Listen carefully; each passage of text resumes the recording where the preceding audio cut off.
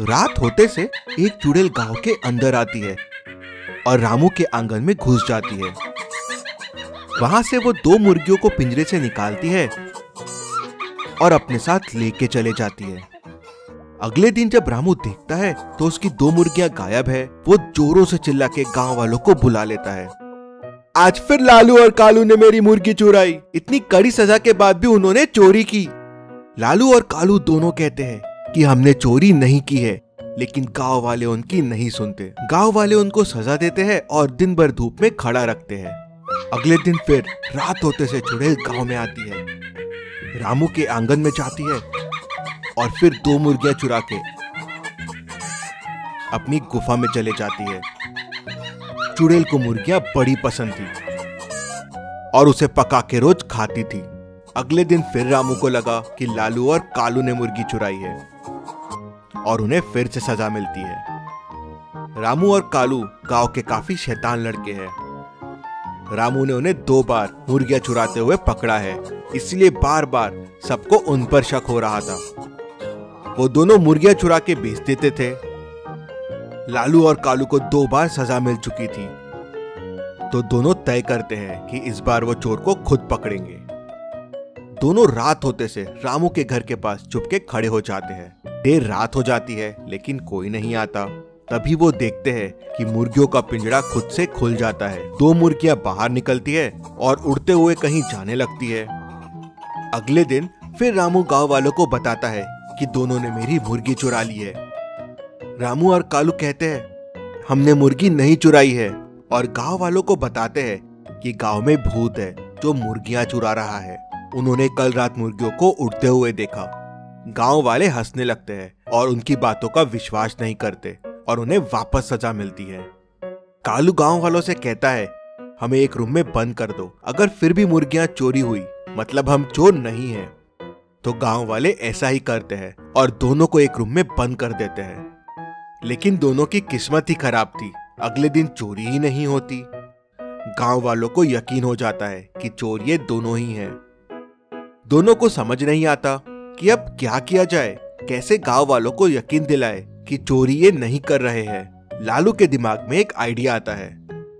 वो दोनों रामू के घर जाते हैं और सारी मुर्गियों के पैरों में चावल की पोटलियां बांध देते हैं और रामू के घर के पास बैठ के चुड़ैल का आने का इंतजार करने लगते हैं। रात होते ही फिर वैसा ही होता है, पिंजरा खुलता है और 2 मुर्गियां उसमें से उड़ने लगती है। चुड़ैल मुर्गियों को लेके जाने लगती है। तभी लालू अपनी गुलेल निकालता है और चावल की पोटली पे निशाना लगाता है। उससे चावल गिरने लगते हैं। दोनों गिरे हुए चावल को देख के आगे बढ़ने लगते हैं और थोड़ी देर में एक गुफा के सामने पहुंच जाते हैं। वो गुफा के अंदर झांक के देखते हैं। दोनों बहुत घबरा जाते हैं और भागते हुए गांव आ जाते हैं। दोनों सारी बातें गांव वालों को बताते हैं, लेकिन गांव वालों को वापस उनकी बातें झूठ लगती है और उन्हें फिर मुर्गी चुराने के लिए सजा मिलती है। दोनों को समझ नहीं आ रहा था कि चुड़ैल का सच गांव वालों के सामने कैसे लाए, कैसे लड़े इस चुड़ैल से। दोनों गांव के पास जंगलों में एक साधु महाराज रहते हैं, उनके पास जाते हैं। वो साधु महाराज को चुड़ैल के बारे में बताते हैं। तो साधु महाराज उन्हें बताते हैं कि वो चुड़ैल के पास गायब होने की शक्ति है, उसे हराना आसान नहीं है। ये तीर है, ये उसे मारना होगा, तीर ठीक उसके सर पे लगना चाहिए। तो लालू साधु महाराज से कहता है कि मेरा निशाना तो बहुत अच्छा है, लेकिन चुड़ैल तो दिखती ही नहीं है, तो मैं निशाना लगाऊंगा कैसे। तो साधु महाराज उन्हें एक आइडिया देते हैं और दोनों वैसा ही करने का प्लान करते हैं। अगले दिन रात में कालू एक डब्बा लेके रामू की छत पे खड़ा रहता है और लालू तीर का निशाना लगा के तैयार रहता है। हमेशा की तरह चुड़ैल आती है, पिंजरा खोलती है और 2 मुर्गियां बाहर निकाल लेती है। कालू तुरंत ऊपर से डब्बा खोलता है और उसमें का मैदा नीचे गिरा देता है। पूरा मैदा चुड़ैल पे गिर जाता है और चुड़ैल दिखने लगती है। लालू तुरंत निशाना लगाता है और चुड़ैल के सर पे मार देता है। तीर लगते ही चुड़ैल अपने रूप में आ जाती है और दिखने लगती है। दोनों उसे बांध देते हैं और गांव वालों को बुला लेते हैं और उनको पूरी सच्चाई बताते हैं।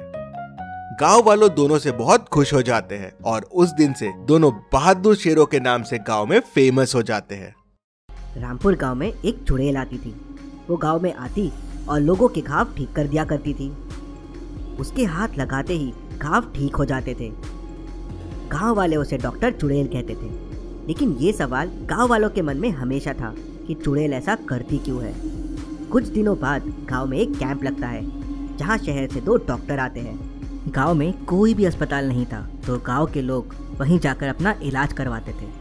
कैंप के सामने गांव वालों की भीड़ लग जाती है और कैंप के अंदर दोनों डॉक्टर आपस में बात कर रहे होते हैं। डॉक्टर शर्मा, ये गांव वाले अरे रे फिर आ गए इलाज करवाने। हाँ डॉक्टर गुलाटी, ये गवर्नमेंट भी ना हमें कहाँ कहाँ भेज देती है और ये गांव वाले भी यहाँ मुंह उठाकर चले आते हैं इलाज करवाने। डॉक्टर शर्मा, आज तो मेरा बिल्कुल मूड नहीं है किसी का इलाज करने का। हाँ डॉक्टर गुलाटी, मैं भी सोच रहा हूँ कि आज आराम कर लेता हूँ। जाने दो, मरने दो इन गांव वालों को, हमें इनसे क्या। वहीं बाहर इलाज के लिए लोगों की भीड़ बढ़ने लगती है, लेकिन दोनों डॉक्टर को कोई चिंता नहीं रहती। दोनों डॉक्टर शिविर के अंदर आराम कर रहे होते हैं। तभी उनका कंपाउंडर कैंप के अंदर आता है। दोनों डॉक्टर को आराम करता देख कंपाउंडर कहता है, डॉक्टर साहब, लोगों की भीड़ बढ़ती जा रही है, कहीं लोग बहुत बीमार भी हैं, उनका इलाज करना जरूरी है। तो उस पे डॉक्टर गुलाटी कहते हैं, जाओ जाकर बोल दो इन गांव वालों को कल आना, आज डॉक्टर लोग बहुत बिजी है। कंपाउंडर ये सब देख बहुत दुखी हो जाता है। वो कैंप से बाहर आता है और लोगों से कहता है, आप सब लोग कल आइए, डॉक्टर साहब बिजी है। उसे दोनों डॉक्टर का ये बर्ताव बिल्कुल पसंद नहीं आया था, पर वो बेचारा क्या करता। सारे गांव वाले बड़े दुखी हो जाते हैं और कंपाउंडर की बातें सुन वापस चले जाते हैं। एक रात सोहन का छोटा भाई रोहन, जो शहर से अपनी पढ़ाई खत्म करके गांव की तरफ वापस आ रहा था, कि उसका रास्ते में एक्सीडेंट हो जाता है। एक्सीडेंट में रोहन को बहुत चोटें लगती है और रोहन बेहोश भी हो जाता है। ये देख सोहन एकदम घबरा जाता है। वो रोहन को लेकर तुरंत कैंप पहुंच जाता है, पर हमेशा की तरह दोनों डॉक्टर कैंप के अंदर बैठे आराम कर रहे थे। सोहन कैंप के बाहर खड़े होकर डॉक्टर को आवाज लगाता है, डॉक्टर साहब, डॉक्टर साहब, डॉक्टर साहब, जल्दी बाहर आइए, मेरे भाई का एक्सीडेंट हो गया, आप जल्दी बाहर आइए। लेकिन डॉक्टर बाहर नहीं आते और सोहन से कहते हैं, अरे कल आना, आज हम बहुत बिजी है। सोहन बहुत दुखी हो जाता है और रोहन को लेकर तुरंत गांव की तरफ जाने लगता है। तभी उसे रास्ते में कुछ डरावनी आवाज़ सुनाई देती है।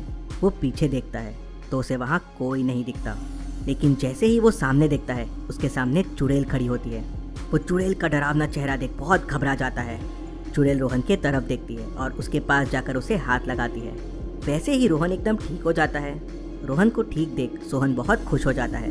वो जोर जोर से चिल्लाने लगता है, डॉक्टर चुड़ैल जिंदाबाद, डॉक्टर चुड़ैल जिंदाबाद। फिर सोहन चुड़ैल को उन दोनों डॉक्टर के बारे में सारी बात बताता है कि किस तरह उसके भाई का एक्सीडेंट हो गया और डॉक्टर ने उसकी मदद नहीं की। ये सब सुन चुड़ैल जोरों से हंसने लगती है।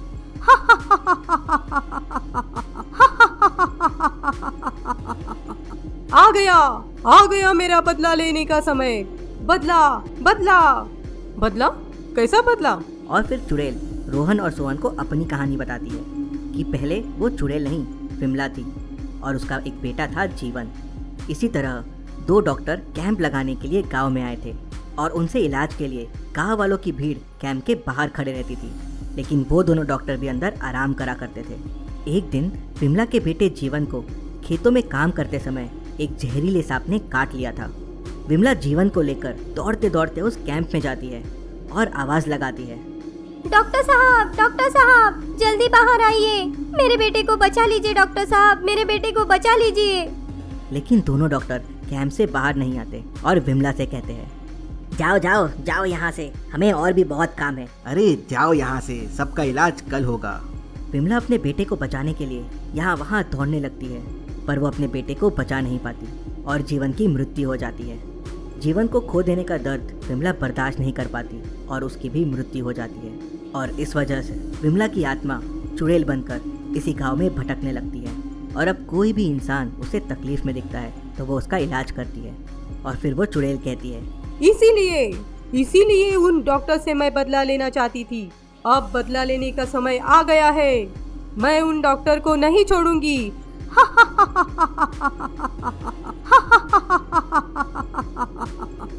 चुड़ैल तुरंत वहां से निकलती है और कैंप के पास आ जाती है। चुड़ैल कैंप के सामने खड़े होकर कैंप के चारों तरफ आग लगा देती है और जोर जोर से हंसने लगती है।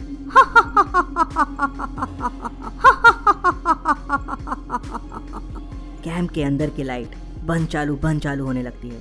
ऐसी आवाज़ें सुन दोनों डॉक्टर बहुत घबरा जाते हैं और बाहर निकलने के लिए दरवाजे की तरफ भागते हैं तो देखते हैं वहाँ चुड़ैल खड़ी होती है।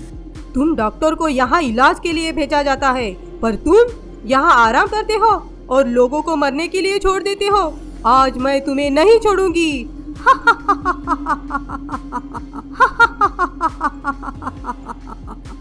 चुड़ैल को देख डॉक्टर शर्मा बोलते हैं, अरे कोई मुझे इस चुड़ैल से बचाओ, डॉक्टर गुलाटी मुझे बचाओ, कोई मेरी मदद करो।